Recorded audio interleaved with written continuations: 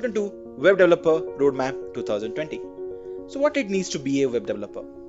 A degree from a reputed university, 5 to 10 year of experience from a software firm, a laptop having high configuration like 64 GB RAM and 12 GB of graphics card, a $5,000 course to learn from, and obviously a bank. Just kidding guys, you don't need all this thing, you just need a laptop having basic configuration and an internet connection. Then what is the problem? The problem is when you start, you're not aware which technology should I start with. When you search about technology, you know Java, PHP, Python, .NET, JavaScript, C++, React, Angular, database, REST API, Android app, iOS app. For a beginner, if you look at all this technology, you will be confused. And you don't have that much time to learn all of this. Okay, let me be a little smarter. Let me search for the profession which is in high demand. Like web developer, front-end developer, back-end developer, DevOps engineer, iOS developer, full stack developer, Android developer, React developer, Java developer, and the list goes on. Oh my god, I'm still confused. I don't know which job should I join. The key is to understand the architecture. So let me help you to give you a roadmap so that you can start your career in this web development. In our web development, we can divide our entire application into three parts. That will be front end, back end, and DevOps. Front end is basically your user interface. When you go to your mobile or your laptop, in your browser, whatever you see, that is a user interface. And the people who develop your user interface is mainly called as UI developer or front end developer. And the other developer, whichever you are seeing in the screen right now, Angular, React, JavaScript, they are basically specific technique to build user interface. And they all are doing the same thing. The second part we have is called as backend, which is basically consists of database and API. And the person who develop backend, we call them as backend developer. And similarly, like frontend, we have several technology in which we can develop backend like Java, Python, PHP, .NET, and so on. So once you develop your backend and your frontend, now you need to deploy your app to internet so that everyone can access it. There comes the part of DevOps engineer who deploy your application to your internet. And if you know all these three parts, then you will be called as full stack developer. As a full stack developer, you should not be expert in all these three parts, but you should have some basic idea about front end, back end, and DevOps. Let's start with front end development. In front end development, the first thing we should learn about is how the internet works. What is client, what is server, and how these are interrelated. Once you have basic idea on that, you can look into how your browser works. How your browser able to get data from a server and render it so that you can see as a web page. These two things are very much essential to start your web development journey. Once you understood this, we can start with your basic programming like HTML, which is called as Hypertext Markup Language. It is a markup language which is only understandable by your browser. Once you understand HTML, you should look into something called CSS, which helps us to style our page so that our page will be looking more UI friendly. The next thing we'll be learning is called as JavaScript, which makes our page more dynamic. Using JavaScript, we can call APIs, we can add validation, we can manipulate our DOM.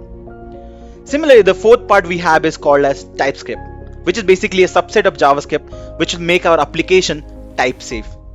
After learning all these four things, we can go into more deeper. Let's go into more deeper in CSS. The first thing in CSS we should learn is UX designing, creating logo using Adobe Photoshop and pages or images. The second thing we should learn about is advanced CSS concept like CSS grid, box model, media queries, and flexbox. Basically, this concept will give us idea and more control on our CSS. Next thing we can learn about is some CSS preprocessor. Preprocessor is a program that lets you generate CSS from a preprocessor's own unique syntax. And we have Less and Sass, you can learn any one of them. The fourth and the important part we have is we have some CSS library from which we can directly use their classes and do our work very quickly like Bootstrap or Material UI. And let's talk about JavaScript now. We already know the basic of this. Now let's go a little advanced. The first thing we should do is pick a framework. We have three mostly popular framework available in the market, that is React, Angular and Vue.js. And all these three do the same job, create user interface. You can choose any one of them and expertise in this. There are some technique you should focus on in particular framework like state management. State management, we can basically manage our data inside our application. And for React, we have something called Redux, Mobex, and Context API. Similarly, in Angular, we have RxJS and NGRX to manage our state. And Vue have Vuex to do the same thing. You can pick any one of them. Once you're good in this, you can go to some CSS component which is only related to a particular framework, like style component. It's related to React. In React, we use style component mostly. We have something called CSS module, React Strap, and Material UI. Material UI is available for all the frameworks. You can use in Angular and Vue.js as well. Apart from this, there are many things which we require to do our web development. Like we need package manager. Package manager is needed to add dependency or remove dependency. And there are mostly two popular package manager we have in the market, that is NPM and Yarn.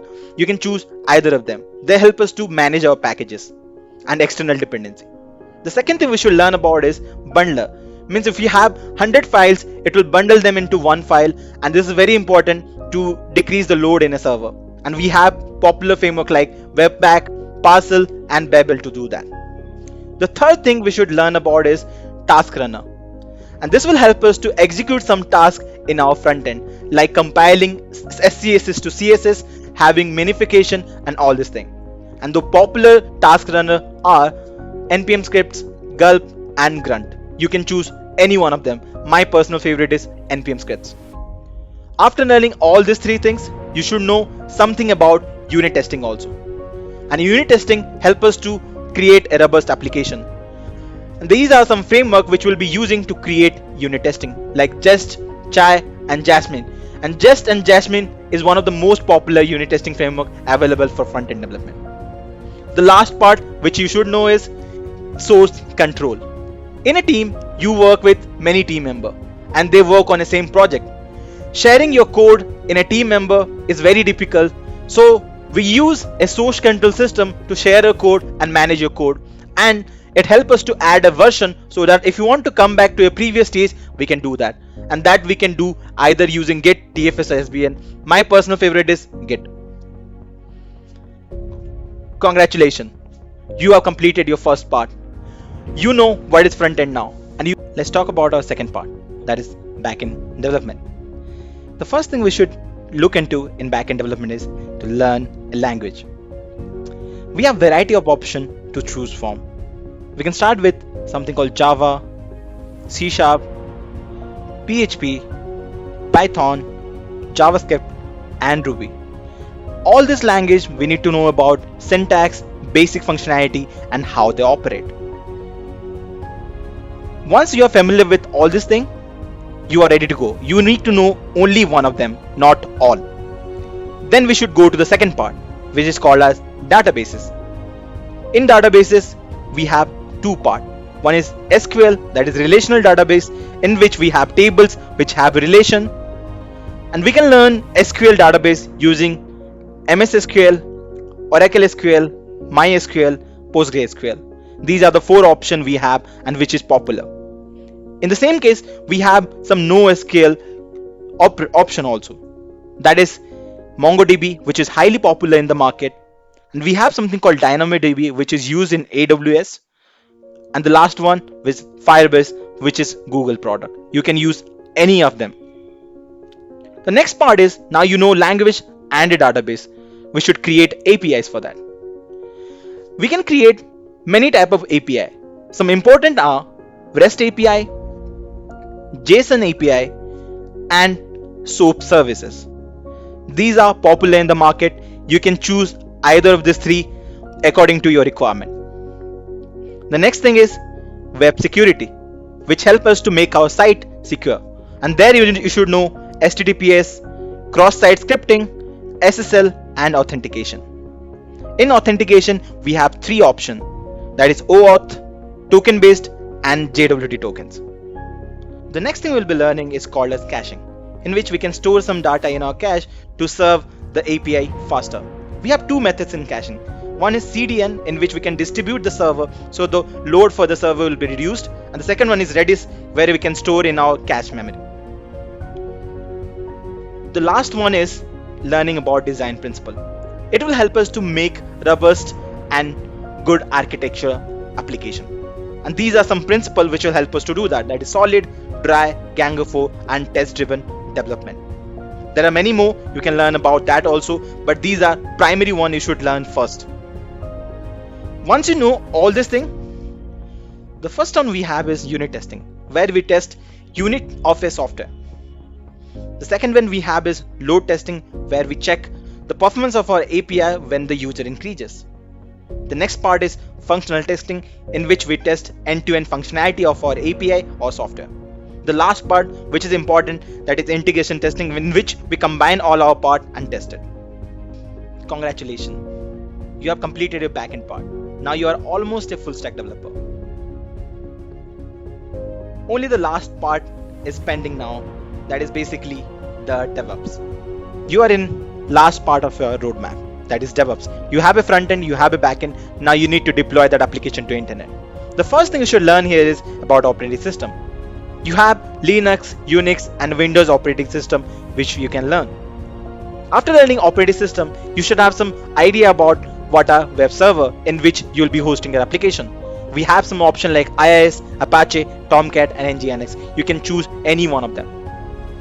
You should keep in mind some security concerns also, like HTTP, HTTPS, FTP, SSH, SSL and SMTP also. The next part is important, that is continuous integration, continuous development, in which we don't manually deploy our site, we create a job that will do the job for us. We have Jenkins, GitLab CI, Azure DevOps and Travis CI. All this will be doing our automation for deployment. Then we need to know something about infrastructure by creating container, and the popular container we have is Docker, which will help us to create and deploy our application very smoothly with Kubernetes. And these two have revolutionized the idea of deployment. As a DevOps engineer, you should have an idea about Docker and Kubernetes. There is an option you have Docker, Swarms also, but you should go with Kubernetes. The last part about DevOps roadmap is cloud computing. Cloud computing is a process of availability of computer resources on demand. By using this, we can scale our application and we can have n amount of storage, n amount of resources on the basis of our requirement. And the main part and the important part is we don't need to care about that. It will be automatically taken care by the cloud service provider. And this is in 2020 its most demanding skill as a DevOps engineer. The most popular cloud provider are AWS, which is Amazon Web Service, Google Cloud, Azure and Heroku. Recently Alibaba also joined to this part, that we have Alibaba Cloud also. Wow, you made it to the end. Now at least you have some basic knowledge about skills and technology which you can learn from, you can start with, and finally you are a full stack developer. You are ready to start your developer journey with this roadmap. I wish best of luck to you guys. If you like the video, subscribe to this channel. I'll be making detailed video of each part sooner. Goodbye.